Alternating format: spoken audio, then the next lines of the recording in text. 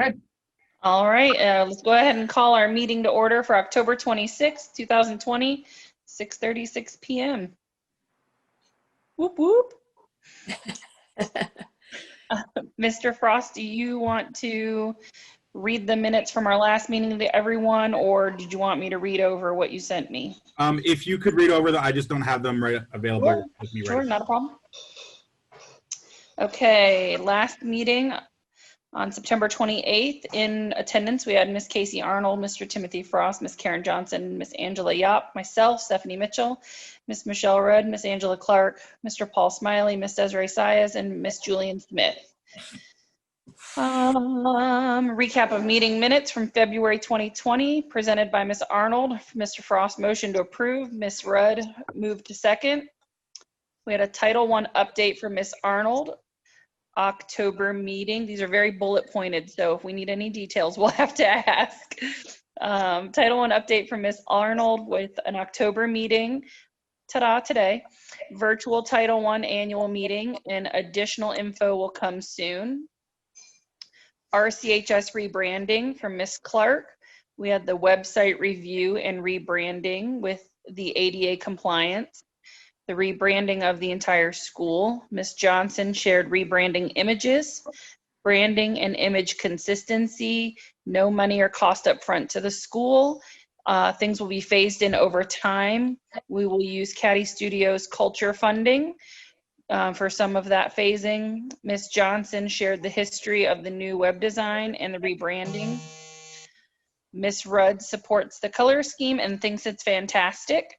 Ms. Yop wants to ensure consistency. Mr. Frost and Ms. Johnson explained the consistency. Ms. Mitchell concerned about roadway sign. Ms. Clark mentioned that new items would be phased in if needed. Ms. Mitchell moved to accept the rebranding. Motion was accepted by Ms. Rudd and seconded by Ms. Arnold. The feedback we had on the RCHS app was overwhelmingly positive. We had a mini tutorial of the app with highlights and included the strike. Senior parent and information night. We can expect information on that in the coming weeks/months. SAC meetings. We will continue with meetings on the last Monday of the month. October 19th was the Title I voting meeting, which I'm sure we'll hear a little more about. And then we had a motion to adjourn, first by Ms. Arnold, second by Ms. Johnson. And that was it for our September meeting. Do I have a motion to accept meetings as read?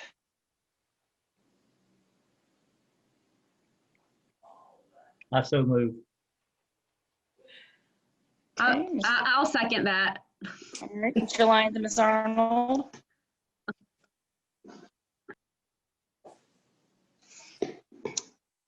All right.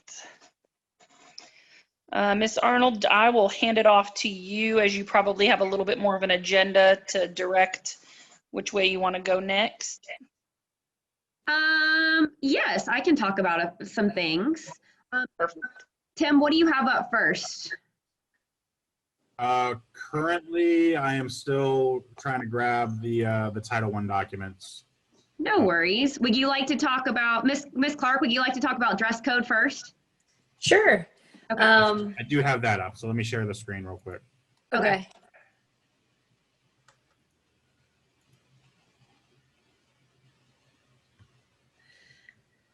Basically, I just wanted to present it to the SAC committee tonight in terms of dress code updates.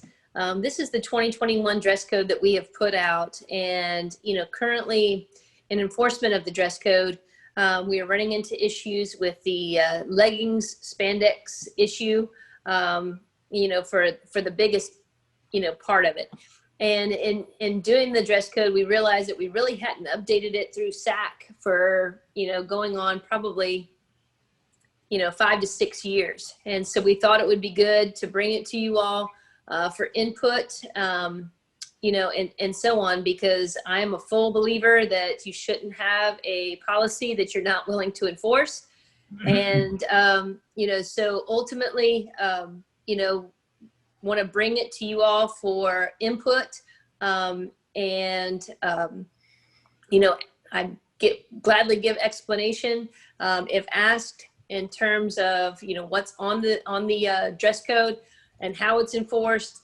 But ultimately we want to make sure that we're staying up with the times of, 2020, 2021, and, being appropriate with both our students and our parents. So at this time, I'd open it up for questions, if I can, in terms of, what's on it and why is it on it, or, what some parents and, staff members on here, think that should be addressed, in terms of the dress code.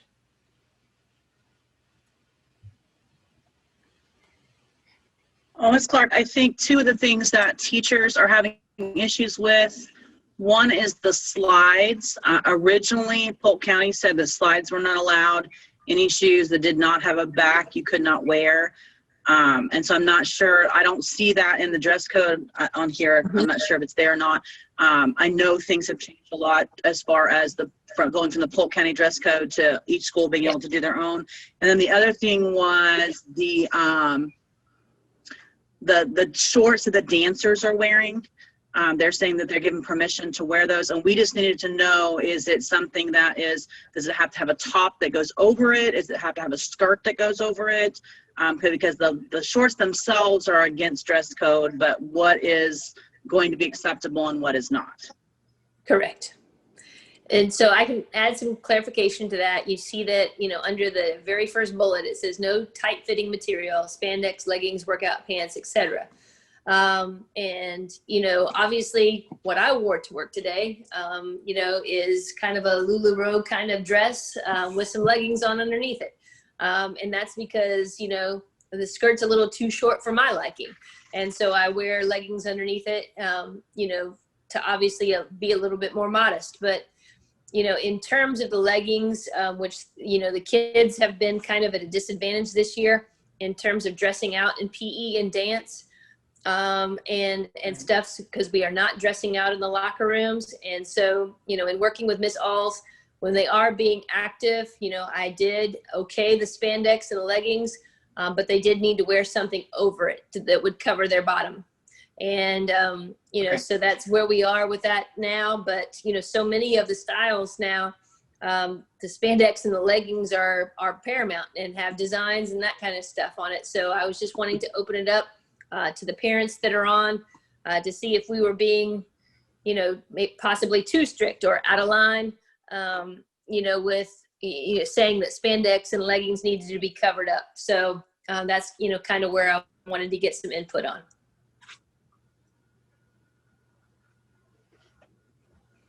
Okay, well, I have a junior daughter, and she does bring leggings to school for ROTC dress out, but I do not allow her to wear them to school. She can only I only let her wear them to dress out, and then she has to change back into her regular clothes. So she typically will wear them under a pair of blue jeans. Also, she'll wear leggings or legging athletic shorts for marching band when they're outside. Right. And I typically allow her to wear the legging type over the loose jogger type short, mainly because I don't want, if she's sitting on the ground, for you to be able to view up the short. Correct. That's really my only comment towards leggings. I agree. I don't allow her to wear them, like I said, just day to day to school. I read the skirts needing to come to the knee. I do struggle with that one slightly, only because it's very hard to find a skirt that comes all the way to the knee. A good example would probably be her freshman year. I bought her a blue jean skirt that came 3 inches past her fingertips, and it was still about 2 inches above the knee. And so she was told by her ROTC instructor she was unable to wear that skirt to school. So I didn't let her wear it the rest of the year unless she had leggings on underneath. But, as a parent of a daughter, it is difficult sometimes to find something that I feel is modest enough for her to wear, but doesn't meet the dress code.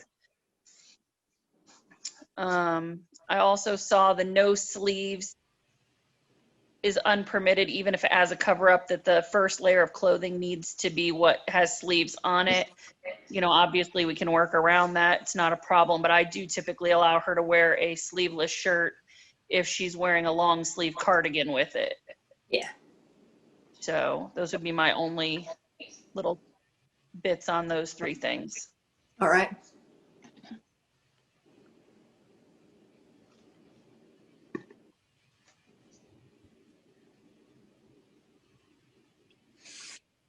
Then as far as the slides, Miss Yap, I didn't address that, but, you know, if anybody, I mean, have we noticed any issues with the slides, you know, in terms of class other than, you know, obviously we're trying to enforce the tardies as well. And, you know, would that, you know, prevent somebody from getting to class on time or, you know, I'm in terms of that. So, you know, if you let me know the issue behind the slides, you know, then we can definitely look into that too. Or any parent on here that has issues with anything else, please, you know, feel free to open up. There's a comment in the chat box from a parent.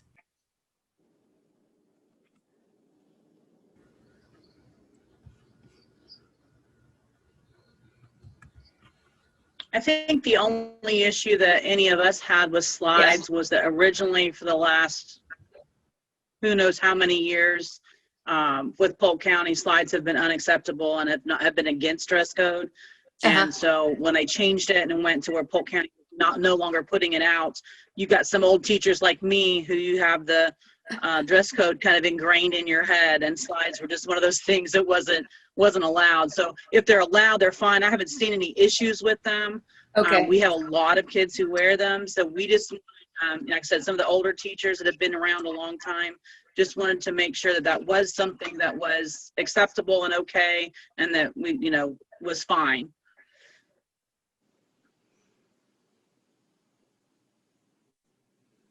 All right, perfect.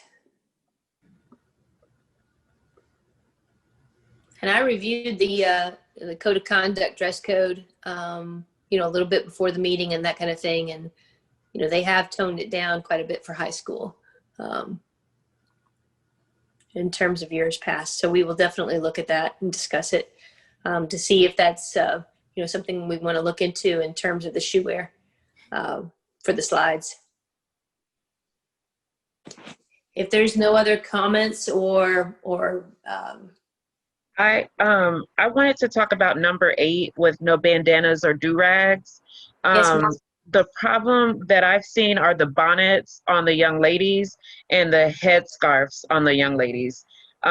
It's what you sleep in. And so when they come to school with a bonnet on, it's really no different than a guy wearing a hat or a guy wearing a do-rag.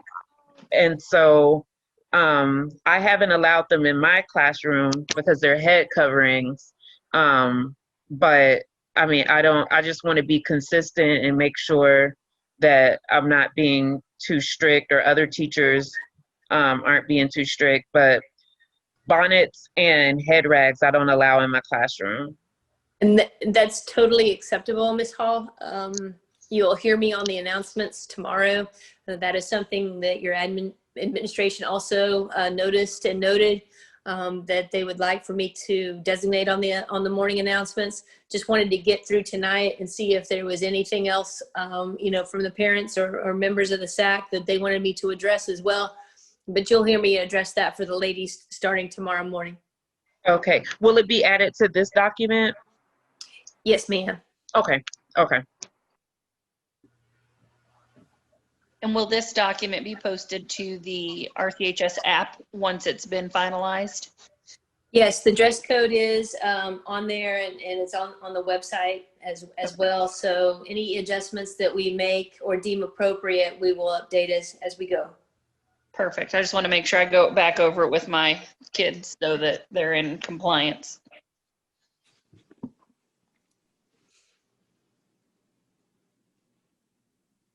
Should there be a catchphrase in there? Anything that's deemed unprofessional or not within the school dress code can be a problem? I looked, I don't see anything on there that would say that. I'm just saying it that way it may help you in case of it's not on there specifically then.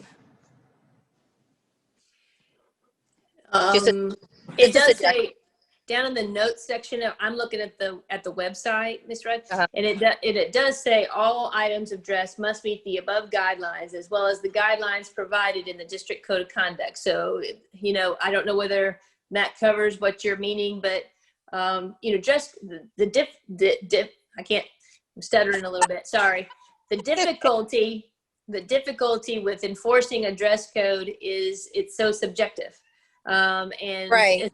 You know, and so that's the issue that a lot of deans and administrators get caught in, or teachers, you know, for that matter, is, you know, they will, you know, say something is out of dress code, and then, you know, obviously a student or parent would argue that it's against it. So we try to include as much as we can, you know, in there, you know, so that it is not just all on the view of a dean or administrator. So, you know, yeah, we'll definitely take, yeah, go ahead.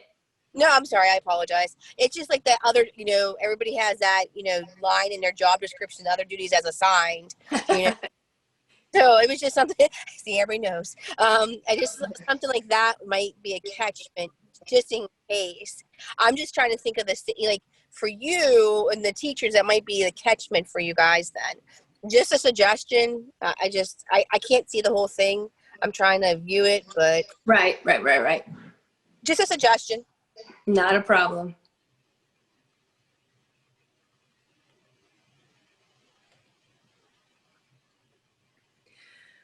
Well, thank you very much for your all's input. You know, we can see if there's any other chat items. And, you know, the chat, you know, obviously if a t-shirt covers the bottom, leggings can be appropriate. I'm in total agreement with that. And so, you know, we can move on to a different item, you know, if everybody is satisfied with the conversation. Just to clarify for the record, the next step as far as any revisions or any review of this, could you just repeat that one more time as far as when parents can expect to possibly see a revised dress code out there, or any additions or subtractions from this, or if we make any adjustment, if we can make any adjustments to it, we'll bring it, you know, for the SAC meeting next month for them to approve before we publish anything. So it'll be that kind of a process, you know, so before it actually gets, you know, published into the app or into the website. It'll have SAC approval on the final product. So just again, to clarify, so administration will meet, review all the notes from brought up this evening. If any adjustments are made, the final or adjusted document will be brought forth against SAC meeting next month for a formal vote. Am I correct on that? Correct.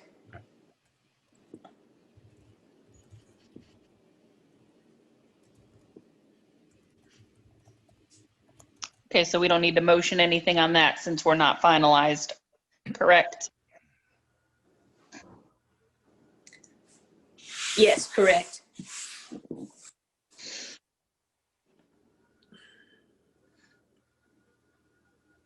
And Mr. Frost, were you able to find the Title I? Yep. Perfect. I don't know if that falls to Ms. Clark or Ms. Arnold. I believe Ms. Arnold. Either or.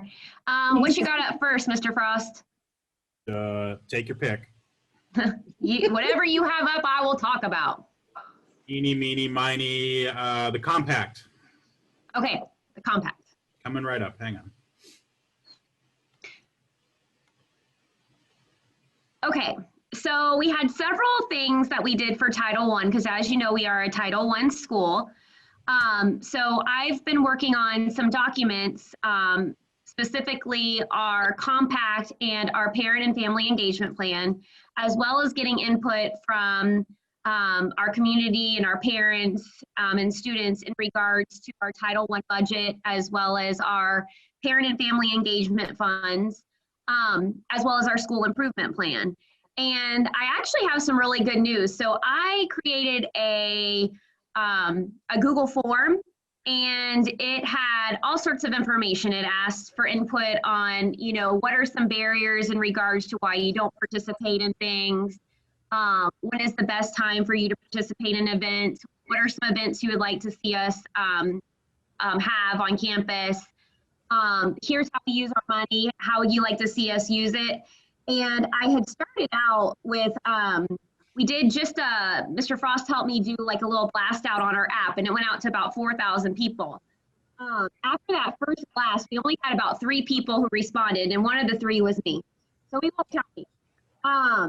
So, of course, I'm a little upset about that, because I'm like, wow, we blasted out, to 4,000 families. What else can we do?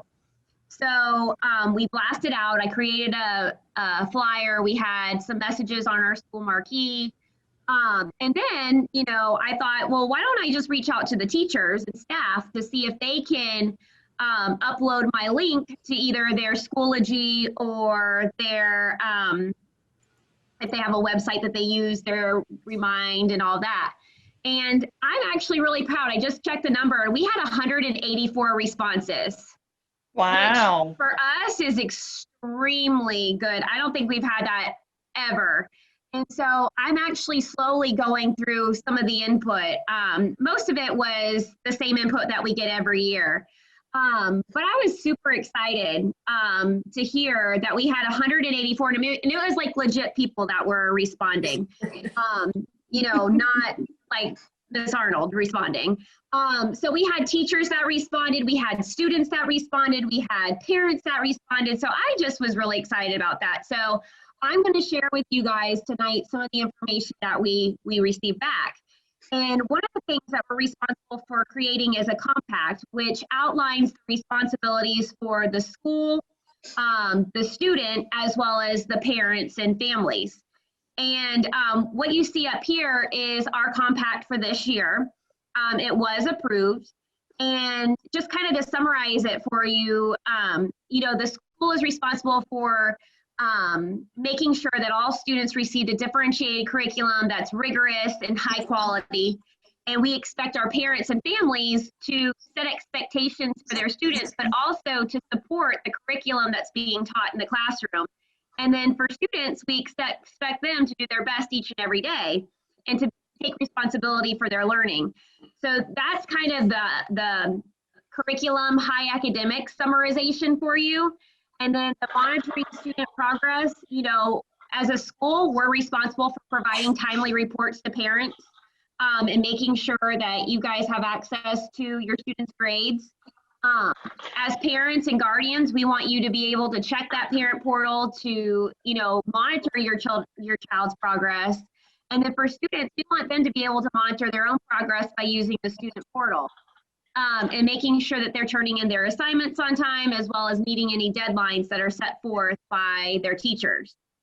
And then for partnerships, we want to offer activities that build and sustain parent involvement. As you see tonight, this is probably, which I'm super excited about, this is probably our largest SAC meeting that we've ever had in I've been here 11 years. So in 11 years. So we're making history tonight. So thank you to everybody who's here. But we are a school of about 3,100 students. We would love to have everybody involved. So, if you guys can assist us, when we do have things that we offer on campus, or not even on campus, but, now all of our virtual meetings, if you guys can help us spread the word, that will be greatly appreciated. As far as parents, we want our parents to be involved in SAC. We meet the last Monday of the month while school is in session, and we talk about all sorts of different things because they get the inside scoop. So we do want parents to be involved. And then for students, we want them to be involved with the different activities that we offer, whether it be, sports or fine arts or anything. We want our students to be involved. And then for communication, now with this app that we have, it has made our job a lot easier.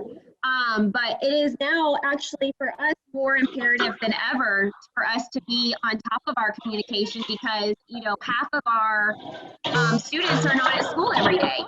So we want them to still be able to feel like they belong at school and that they're still, you know, getting the important information that is communicated at the school level. We want them to be able to have that as well. So and communication is going to be huge. We also want parents to communicate with us, and we want everybody to check the RCHS phone app. And then as far as the learning environment, just a summary for the school, we want to create a safe and supportive learning environment.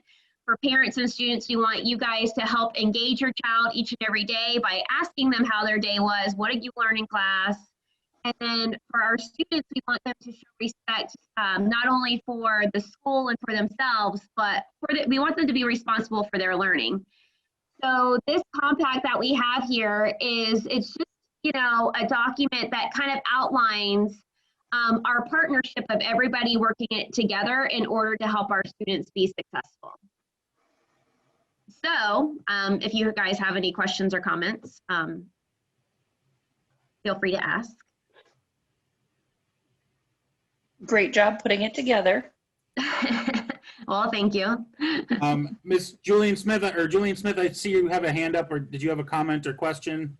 Oh, yes, there was, because I heard her talking about it, there was a survey or something that I tried to take, and every time I clicked on it, it kept saying that I didn't have permission to access it, that I had to be a part of like the inner circle or something it said. So I was wondering if that was the thing you were saying you didn't get very high response on. That might have been the reason why. It could have been, because after that initial one, like I said, I was very upset. Not gonna lie. And I'm not a techie person, so you don't even want to know how long it took me to figure out how to create this Google document, many days. So that could have been. And I can make sure, look, Tim's laughing because he knows. He knows. You created the Google document? No, I'm kidding. And I'm having to like Google videos to help me create this video. You know what I mean? It was just crazy.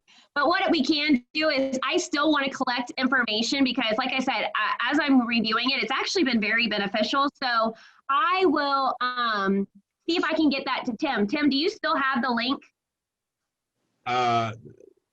Yes, I should. Okay. Can you maybe put the link in the chat? Yep, let me find it real quick. Okay, because I was gonna say for you to find it will probably take a lot less time than me. But yeah, it was, for me, I will say it was a work in progress because we had a very short time period to get everything in. And so I was stressing out a little bit, but it all came together, and I like I said, I'm so excited. I think when I checked on Friday, we had 129 responses. So just over the weekend, it's gone up longer. Or gone up more, excuse me.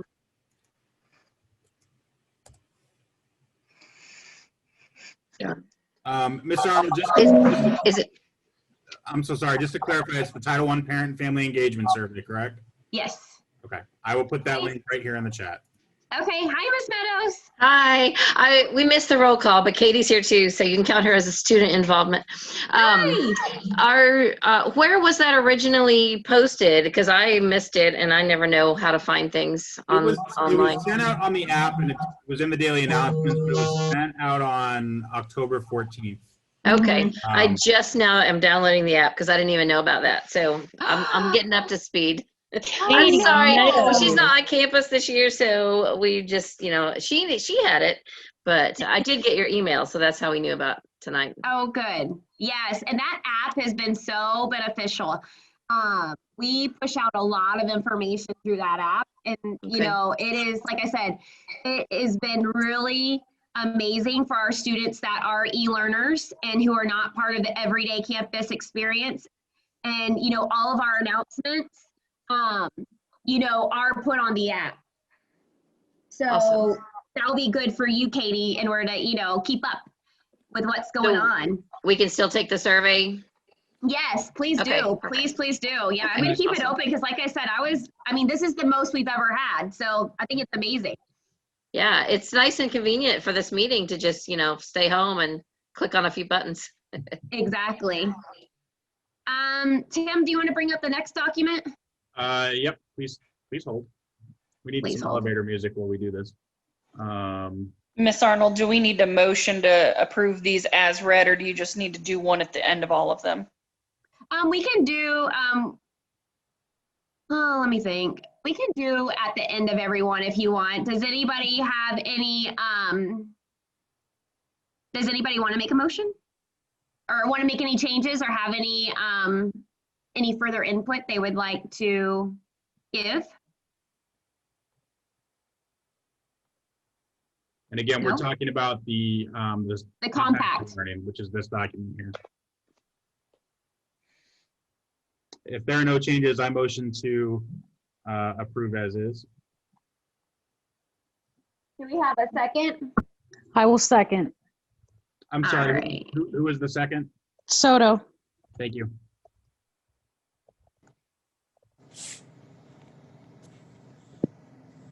Just keeping us legal.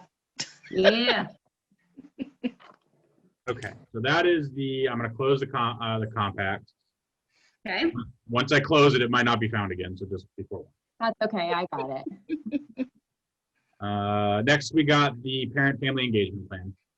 Okay, so same thing. I got the same information because what I did was I linked to last year's parent and family engagement plan as well as last year's compact as well as last year's SIP. Again, to kind of get some information. Not a lot changed on our parent and family engagement plan. Obviously, first and foremost, we want to get more families involved. We want our students to be successful. If you'll scroll down, Tim, please. Thank you. Okay, so this section right here about our SIP, our parent and family engagement plan, our compact and our budget, and our PFEP, our parent and family engagement allocation, that was a big change from last year. Again, we used that Google form survey to get most of our parent engagement information. So that was huge. And so the parent survey responses was really what kind of drove what went into this plan. We did have on October 20th, we did have our annual parent and family engagement annual meeting, our Title I annual meeting. Not a lot of turnout. We had about 8 that showed to that. But that was exciting though to have people there. So we did that was a live meeting as well. We did put a link on our YouTube page. So I know that Tim has really been kind of pushing our YouTube page when we have, certain things that go on. So hopefully as people get to learn more and more about our YouTube page, they'll be able, if they weren't able to be at the meeting tonight, they'll be able to see, what we discussed in our conversations at a later date and time. The main thing about this parent and family engagement plan is that, we are required to, as being a Title I, we are required to have what are called parent and family engagement activities that we offer. Last year, and I believe we're going to do the same thing this year, I got to get with Tim. We did what was the meeting called last year? We did a meeting last year, and we talked about it briefly at our previous meeting, but it was specifically for seniors and, looking at different, kind of modules or different, not modules, but breakout sessions for seniors and families to kind of meet the needs of our community, as far as specifically targeting our senior class. And I know we talked about it's in the books to try to get a virtual option like that done. It's on my list of things, so Casey and I will work together with other faculty members and admin and parents and whatnot to try to set something like that up again. Just the virtual world is kind of adding a new unique twist on everything with things like that. So more on it's intended to happen at some point this year. Yes. Sooner rather than later. And if you scroll down, Tim, keep going. So these right here, if you look right here, these are some of our building capacity events that we're planning on having. So we are planning on having a curriculum and assessment night to go over, the state assessments and the different curriculum areas. We would like to have, so what Tim was talking about was kind of like the college and career night that we had, which we are again going to try to have. Right now, we are required to have all virtual meetings or even events. So like Tim said, there's a completely different element that comes in when you're planning a virtual meeting. So, you know, these are some of the things that we're planning on offering. We also do a transition night. So it used to be called, I want to say, like an 8th grade preview in previous years, where we would have the rising 8th graders who would be, you know, coming onto our campus. They would come over throughout the day. And then at nighttime, there would be an informational meeting for parents to come back with their students to go over what, you know, what a typical high school day would be like. What are their requirements? You know, what are some of the academies that we offer? What are some of the classes that we offer? What are some of the after school activities that we offer, sports, etc.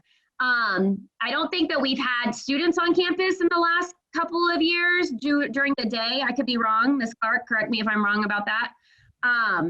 But, you know, we still do invite, we do have a night that is for those rising 8th graders that will be coming onto our campus. So that's exciting for them too. So this is our parent and family engagement plan. Does anybody have any questions or concerns in regards to it? All of our events that we have, we're required to have certain documentation that I have to upload to a system that is audited. So for everything that we have, we always have to have a sign-in sheet. We always have to have an agenda. And then we also have to have an evaluation. And the evaluations, I love doing evaluations because the evaluations, I love reading what people have to say, the good, the bad, and the ugly. Because, you know, I know that, you know, we're not perfect. So there are things that we don't think about. And especially now in a virtual setting, I know there's definitely going to be things that we don't think about. And so I appreciate hearing things back from the community in regards to events that we give so that the following year or the next year we can do better.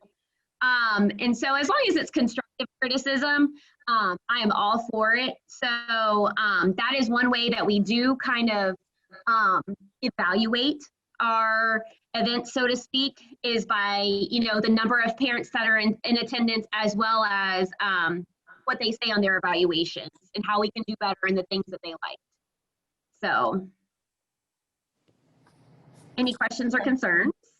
I guess my question would be, since we are pretty much a virtual situation right now, with any of these things that would normally be held like in a smaller setting, which is why we need to be virtual, is there any way to adapt them to where they could still be face-to-face, but say out in the football stadium and the presenter being out on the track, to where people can still come in and do things socially distanced and wearing masks like normal, but, you know, just kind of adapting and trying to do something somewhat normal, since we have been allowed to do sporting events and things to that, you know, caliber. Right. Good question. As of right now, we have not been given the clearance to do anything other than virtual. You know, I think only time will tell. I mean, we're still really technically not allowed to even have visitors on campus. So until I think, you know, the district comes out with different direction right now, that's kind of what we're mandated to do. I know even all my meetings, you know, I have all virtual meetings. So I personally can't wait for the day that we can have people come on campus and like I be able to have a one-on-one conversation with somebody face to face. But I don't think that we're quite there yet. And you never really know the turnout that you're going to get for an event. Like I might think only 6 people are going to show and then we end up having 500. And, you know, if we can't socially distance appropriately, you know, that kind of puts us in a bad position. So right. If I may add, we are going to have a couple of more events. I mean, we're holding a public meeting for the rezoning of stuff, which you'll see advertised on the district website and things of that nature. And then we have been given some clearance for holding open air events, as you were mentioning, and stuff as well. So it's just a matter of getting the clearance, as Casey mentioned, you know, from the district of what we can and cannot do. and then, organizing it efficiently where it would still be meaningful. I know when we've tried to do, pep rallies or anything like that out in the football field with large numbers of people, it kind of gets lost out there. And so it's just a matter of coming up with logistics and a plan to hold an event like that, outdoors while still being safe and following all of the guidelines. But it's definitely something that we can look into for some of the events, especially second semester, as I guess we're anticipating things to be opened up even more. Okay.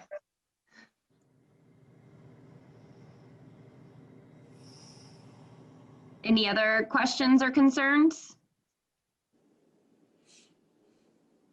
Do we have anybody who would like to make a motion?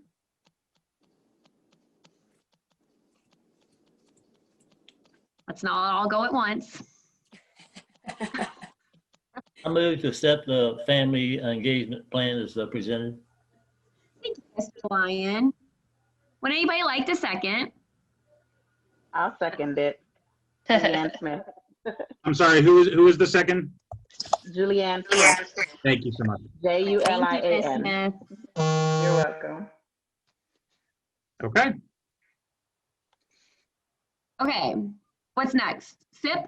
SIP. SIP sounds good. SIP, and then I think the budgets, and then we're good, at least on my part. Ms. Clark, did you want to go over the SIP more, like not so much in depth, but I mean, obviously, yes, you can. But did you want to go over the SIP, or do you want me to? It doesn't matter, Casey. I mean, my primary focus is just to go down in our, our focus areas, Tim. That's towards the end. If you scroll down. Yeah, right there. Yeah, but go up, maybe. Like, go down. You were right there. Whatever page you were just on. The yellow stuff. Yeah. There you go, right there. So these are our goals that we're working on. And so as you can see, instructional best practices are consistent and data driven.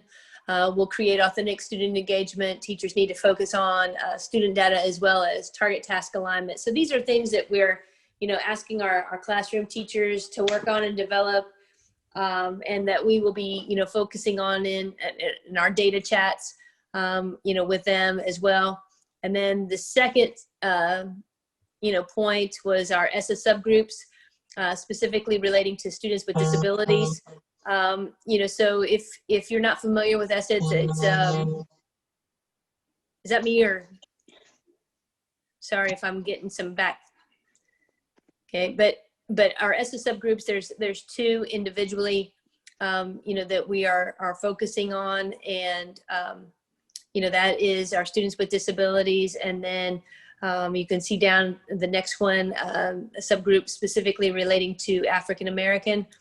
And then our ELLs will be included in there as well. So, when you're looking at the student improvement plan, if you just want to look at, some of those areas, and some of them were developed, over the summer. As you can see, Mr. Ely's name is, still on some of them. So some of that needs to still be updated. But those are the primary goals that we're looking at to accomplish for this school year. And if there's any input, from parents, teachers, and the like, please let us know, as this is a living document that we can look at and, make adjustments to as we are working throughout the year. And then Casey, if you needed to add anything else, by all means.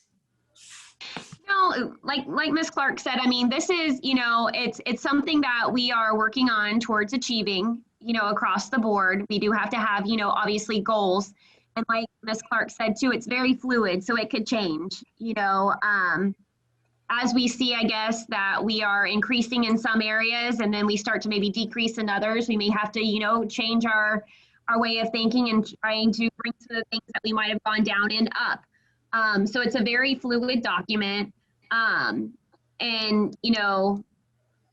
these are just things that we want to work on in order to help our students be successful. Because we want all of our students to be successful at the end of the day, no matter what. So sorry. Yeah, so no matter what.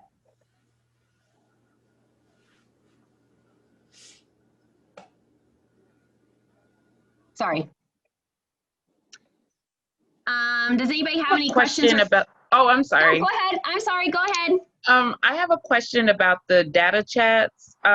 Is there a specific way at Ridge that they're conducted? Because I had data chats today in my class with students because I have seniors primarily. Yeah. And so I had data chats today with seniors that didn't have passing grades, even if it wasn't for my class. The task was for them to come with their portal open, and if they didn't have a passing grade, we needed to discuss it one-on-one, and Right. I saw each of them.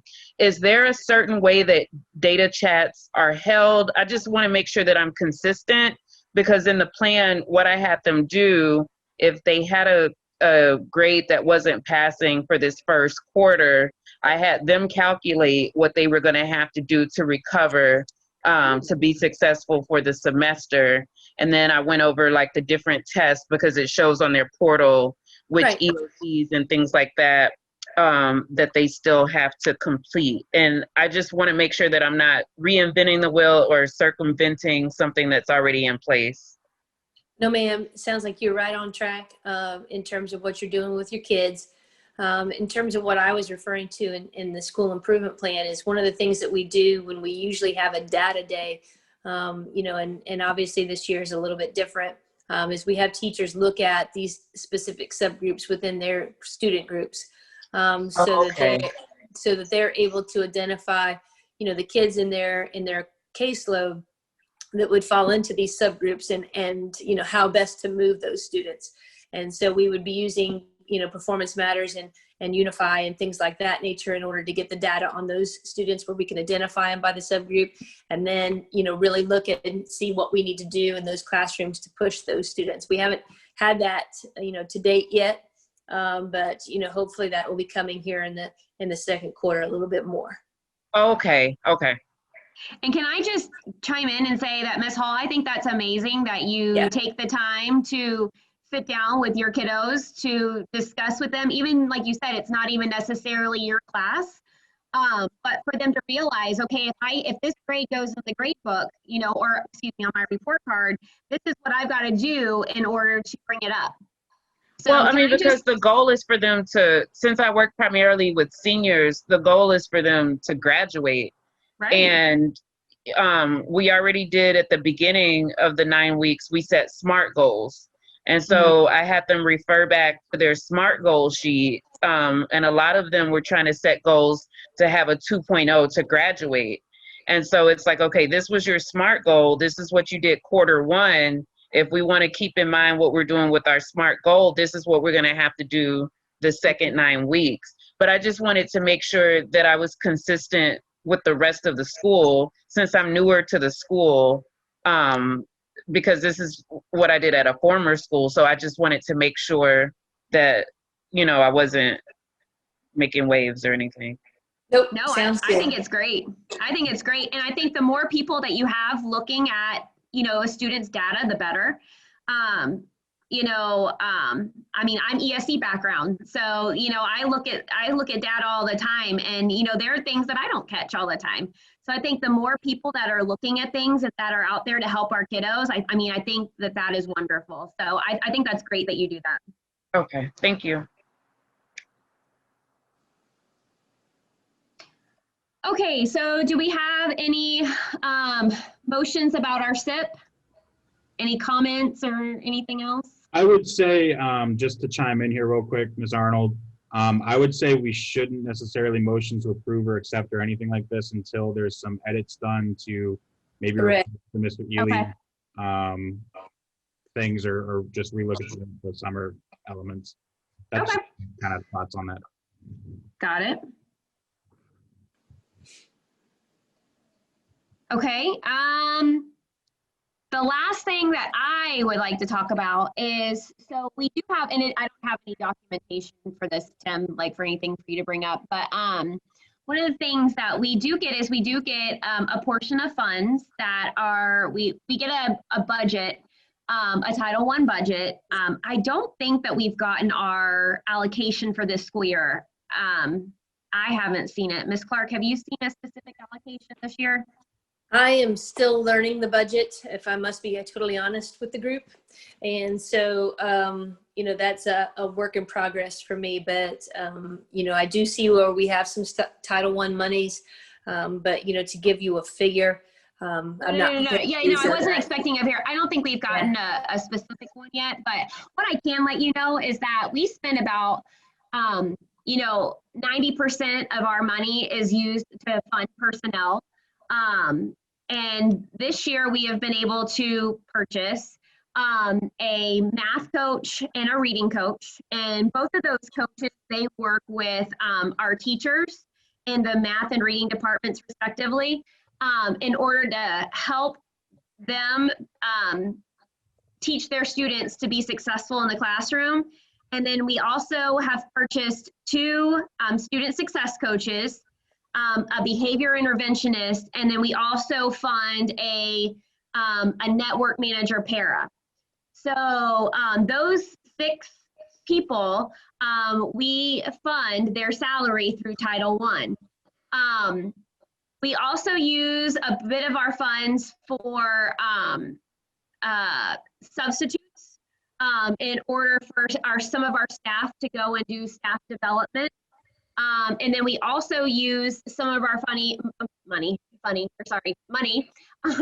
for supplies. So that's currently like what our money is geared towards right now. I would love to get any input if you guys have any suggestions in how we, if we do have funds that are left over, how you guys would like to see those funds spent. But like I said, the majority of ours is tied up with personnel, but we do have some money that we can use for other things. So if you guys have any other suggestions, please let us know. As well as we also, so that we have a Title I budget, and then we have a certain amount of funds that has to be used for parent and family engagement. So when I was talking about the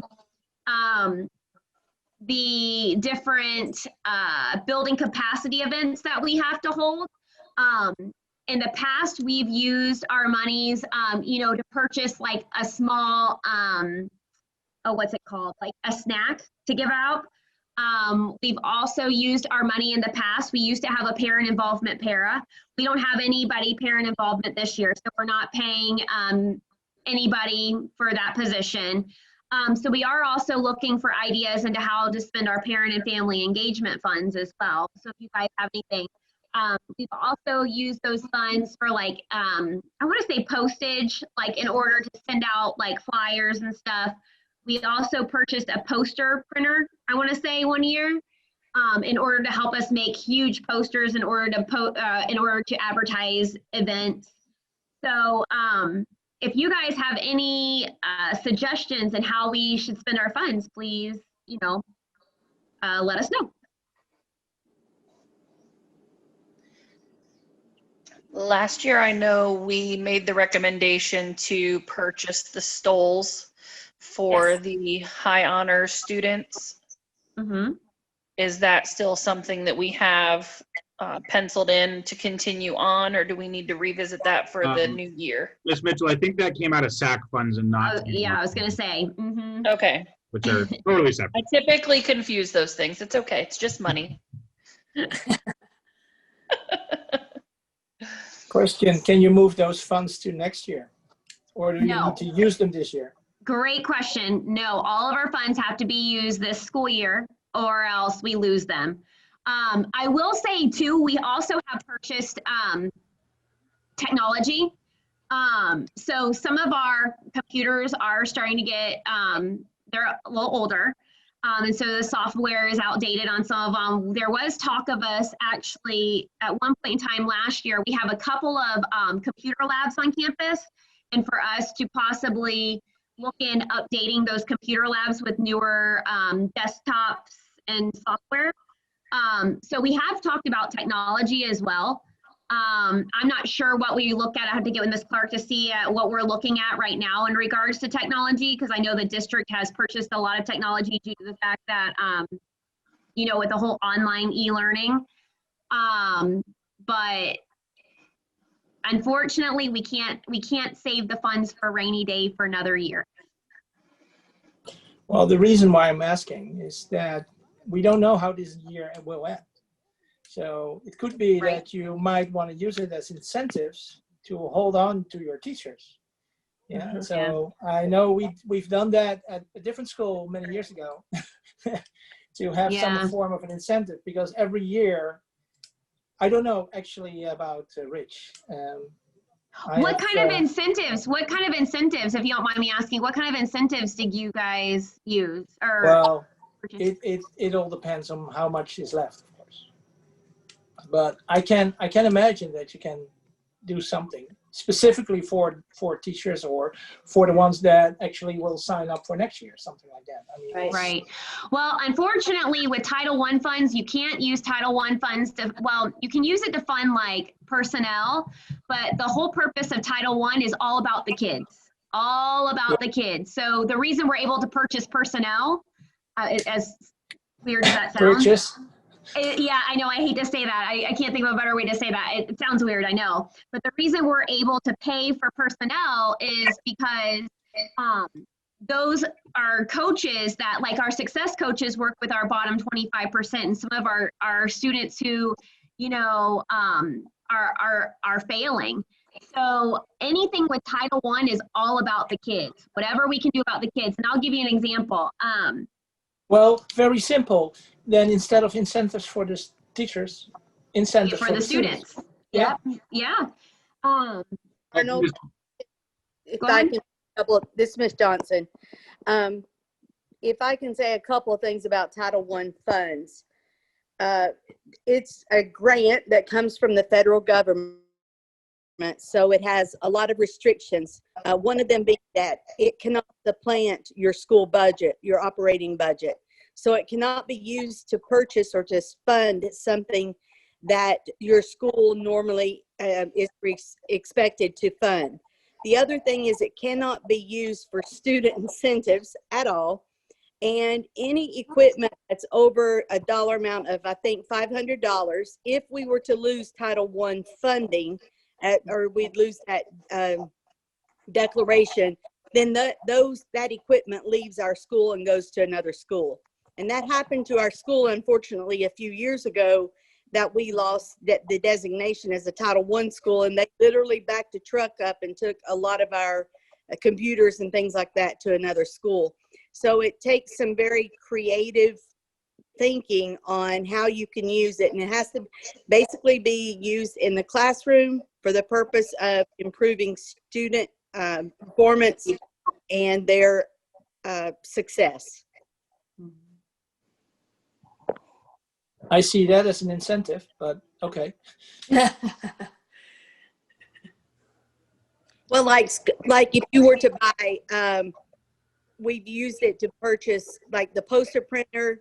We've used it to be able to buy some supplies for the classroom for students to use, or for the teachers to use, like calculators for the math classes, for some computers that we've done. So those types of things that are enhancing instruction. We've purchased even whiteboards, like the little, the small whiteboards that you can use at your seat for instruction. We've done that. One thing I do want to point out that Ms. Sayas had just suggested in the chat was possibly considering using funds for to purchase laptops that are specifically designated for classrooms. You know, I've seen schools where every single classroom has, 3 to 6 laptops that don't get pulled for testing. Sorry, Dr. Soto. But they are specifically, they live in the classroom for classroom use to engage. Messiah is happy with one. I would be happy with one as well. So that, I think, would be a huge benefit for teachers, especially when we're trying to, get kids off of their phone and doing some real research or some real work. So that would be something to consider as well. I really, really like that idea from Messiah's. Just to chime in. And you know, Mr. Bruckner, I agree that would be a great incentive for our students and our teachers as well to have that additional resource. So, you know, it'd be something to look at and consider. And you can use, I think you can use SAC funds for incentives, like you're saying as well. Just not Title I.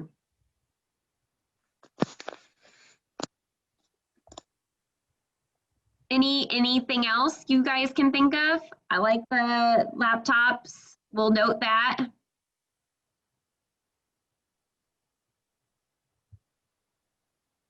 Anything else? So No? basically, everything that will improve the experience of the kids in the classroom. That's basically it.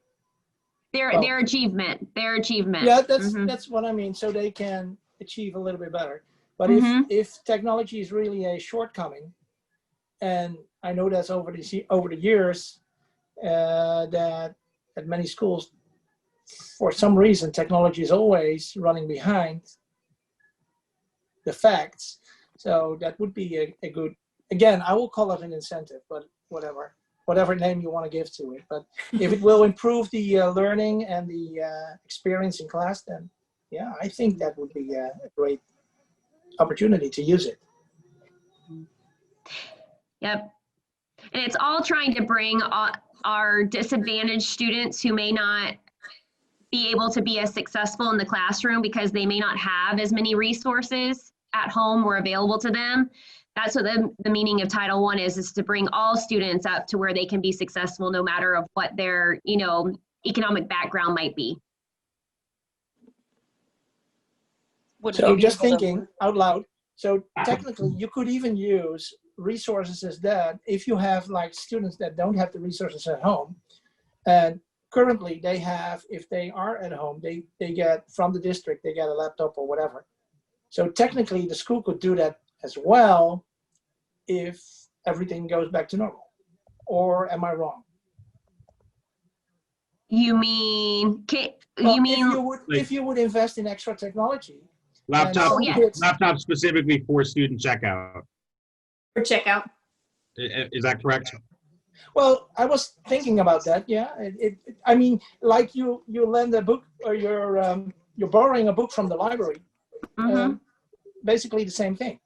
I mean, and it's it really, not honestly, continuously, but. Yeah. And it really just depends on. I mean, we don't get an unlimited amount of money. And honestly, most of our money, over 90% of it, is used for salaries. So to fund people.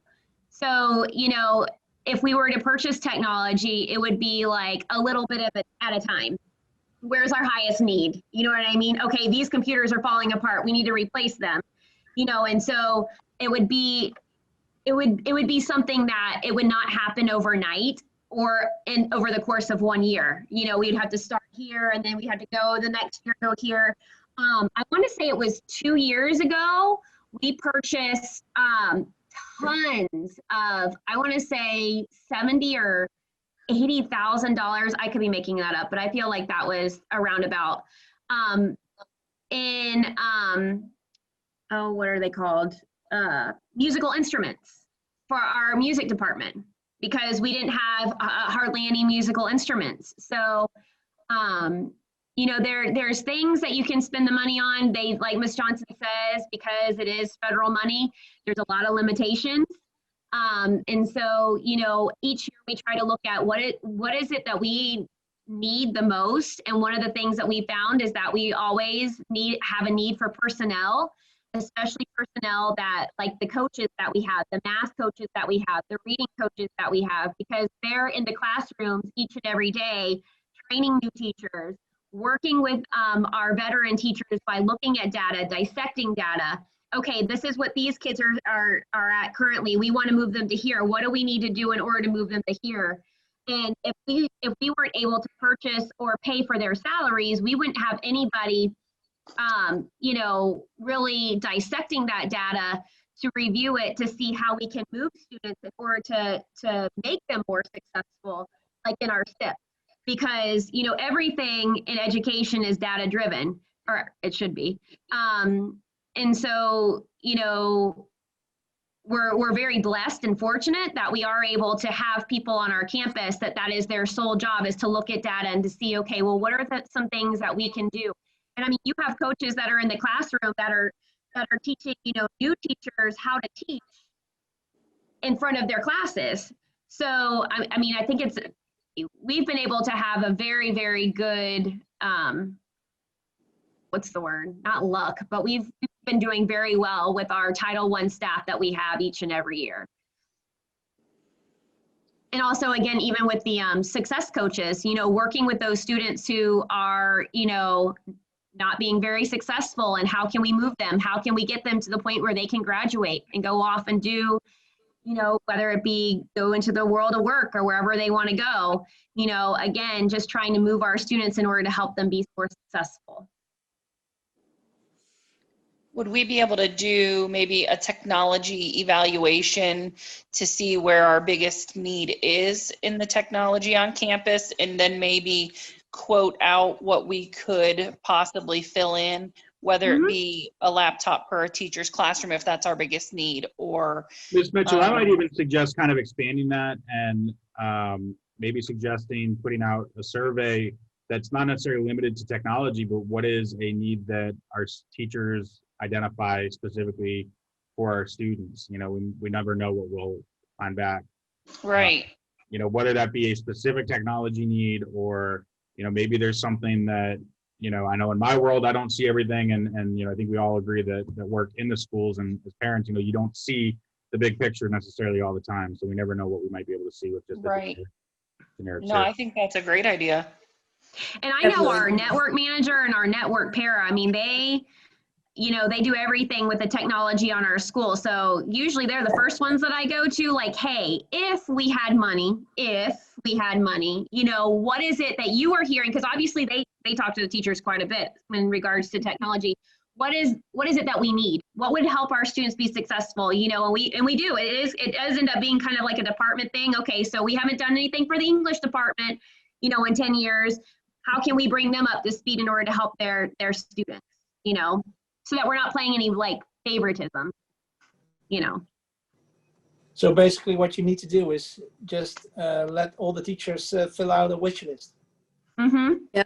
And then evaluate and prioritize. Yeah.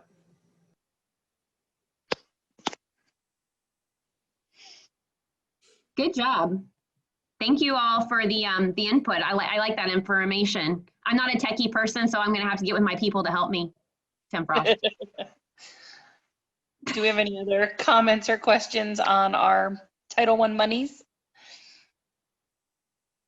Nope.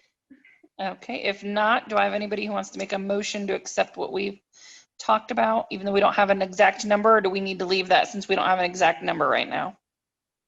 I'm just going to say that we talked about, our budget, and these are some things that we're going to be working on. And obviously I'll get with Ms. Clark too, to see where she feels like we have some needs as well. And Ms. then we Arnold, can keep you updated. should we set a goal of maybe having, putting out a survey or a wish list request kind of before our next SAC meeting so that we could cover it? And the next time, Ms. Clark, would you be okay with that? Yes, Or- we can, but I want to get our budget first, because if we get our budget and we don't have a lot of money, and I say that because every year our budget goes down instead of up, which that I for one am it is. shocked by that. So, at the same I'll use time- go ahead. But at the same time, if we know what the needs of the teachers are, no Mhm. matter what the budget, we can prioritize with what we have. So I think Yeah. that's a good plan.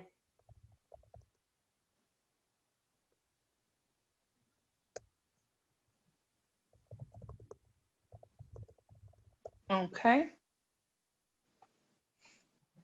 And Ms. Mitchell, it's not really anything that we need to vote on as far as the budget, because it's an allocation. We'll receive. Yeah, Perfect. it's just given to us. Yeah. Okay. And yes, Ms. Saez, I believe that's what we just agreed on is that either Ms. Arnold or with the assistance of myself, we'll put together a survey to send out to staff and teachers, basically a wish list / needs assessment with the potential to prioritize and utilize Title I funds to meet some of those needs for classrooms. And then for the next meeting, we'll have results to look at.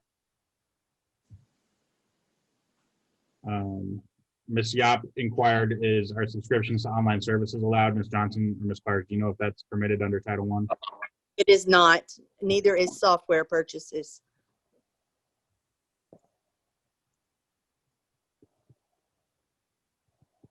Perhaps when we look at the survey, Tim, we could put in some of the guidelines. So it kind of narrows down the suggestions. Okay.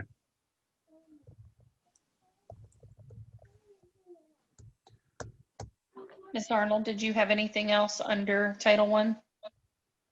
No, I'm done for the night. We're running long tonight, aren't we, folks? We are. Yeah, sorry. We're all long-winded. Well, the October one's usually pretty long because we have all the big documents to go over. Okay, do we have anything unfinished or old that we need to talk about or that anybody wants to add to, like the rebranding that rolled out? Oh, sorry, go ahead. I know Ms. Clark had a COVID-19 update. Yeah. Oh, perfect. Basically, I just wanted to let everybody know that, we are anticipating, just under 500 students coming back on campus, starting on Wednesday. So there will be, some retraining efforts that go into play, because obviously with what we went over in orientation, with the mandated mask wearing and the one-way hallways and traffic patterns for lunch, it's a little bit different than what those students may have known from years past. So we met with the staff on Friday for the teacher workday and went over some of those things. So we'll be going back over those again. While there is a bit of relaxation, in some of the guidelines in terms of, we're looking at dressing out again for PE, possibly second semester. And, the performances and that kind of stuff from my fine arts folks that are online tonight and things of that nature, relaxing a bit. We are still, struggling with, students and faculty on, just personnel getting infected with the virus and the quarantines that happen, as a result. So we're still working very closely with the Department of Health, in ensuring that, we are following the guidelines and protocol when we do have an instance, as well as our custodial staff, deep cleaning areas, and things of that nature around campus. So just want everybody to know, that this is going to be like phase one, I guess, at the end of the first quarter, with a group of kids coming back. And then, based on what the governor and, the commissioner of education decide, in terms of what happens for second semester, we'll be ready to roll. So we have had our school counselors and administration working hard to hopefully make that a smooth transition. So if there's any questions about, what we're doing, I wanted to make sure that we were available to answer those questions as well.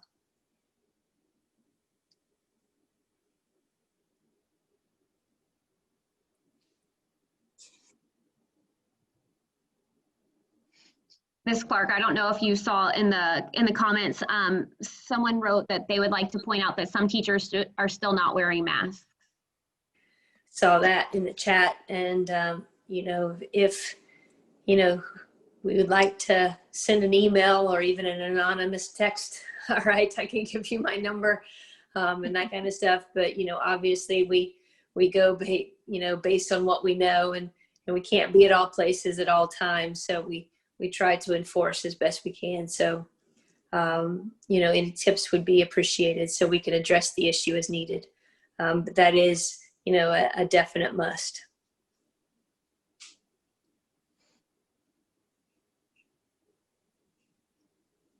I did end up calling the school board, just trying to get an idea of when they were going to hopefully revisit or put out the information for volunteers, since the last thing on their website was about the first 9 weeks, and we were all patiently holding our breath. Right. I spoke to a woman in public relations, and she told me that it would have to be a question that came directly to our principal. I asked her about volunteers for marching band, just because I told her I was sad that, the season was almost over. And Right. she then asked me, she said, for high school? And I said, yes, ma'am. And she said, well, I would talk to your principal, because I know that Winter Haven and Lakeland are allowing parents to help at those large sporting events because it's after school. Now, granted, I'm sure that gives you, the benefit to be able to say you're not comfortable with that, and that's okay. But she did tell me to ask you specifically, because her knowledge was some high schools were doing it. Well, that kind of contradicts something that they sent out earlier, which, it is what it is. Right. And I kind of felt like it was, because when she said it, she kind of was like, huh.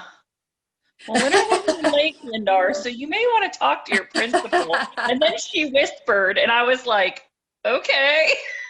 What I'm looking for, and of course I won't be able to find it, but it was the latest communication from, Miss Townley, which is our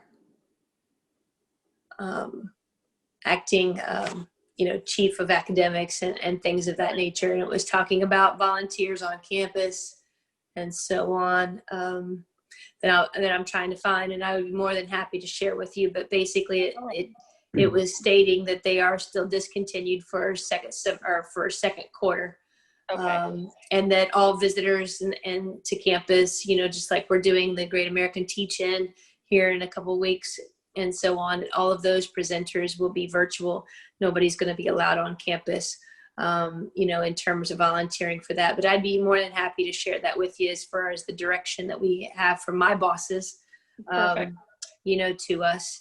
And I can find that and share that with you, okay? Right. And exactly. That's why I said I felt like it was more of a, maybe not on the dotted line, but just that. So no worries. I just figured I'd throw it in there real quick. And I can share real quick, I feel you, Ms. Mitchell. I've gotten, since via the app, probably about 20 individuals that are interested in volunteering with us on campus, which I don't think we've ever had that many parents want to get involved, in one way or another. So I think we're all anxious to get volunteers back. And right. Agreed. Most definitely. We don't make those decisions. No, I understand. And I know there's multiple directions even within the school board, under different departments. So I understand completely.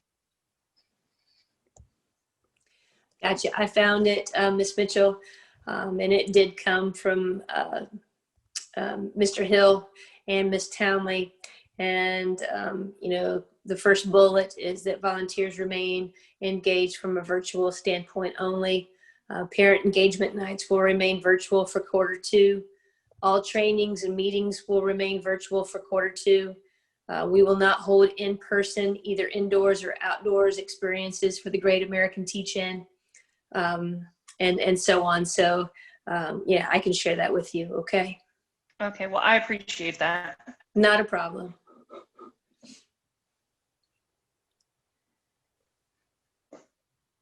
Any other questions with COVID or procedures or anything of that nature?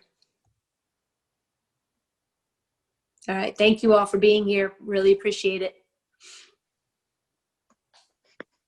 Do you, Ms. Mitchell, do you want to do a motion to adjourn? I sure can, as long as I get to plug in that the rebranding looks very nice, and I appreciate, that coming out. Mm-hmm. So if anyone wants to make a motion to adjourn. I will. Go, Miss Arnold, in a second. Second, Lucy Johnson. Woo, Miss Johnson. So our next meeting will be on November 30th, which is the Monday we get back, I want to say, from Thanksgiving break. Yes? Sounds right. Okay. So that will be when our next meeting takes place. And will that meeting be announced as well? Yes. Because sir. after all these years that I'm connected to the school, this is the first time I actually got an invitation. And Yes. I'm normally heavily involved with all our kids' schools, so it's. Yes, you are. Yes, and we appreciate you being And here. this makes so, it much easier. No, It does, Brenda, we were doesn't it? just trying to exclude you. That's all. That's why we just, yeah. Mr. Frost, don't forget to put the evaluation over in the chat, wherever it's located at. Yes, let me just get to the right Google Drive. Please hold. Please don't go yet. Please don't go yet. Okay. Yes, please make sure you fill out that evaluation. I need that.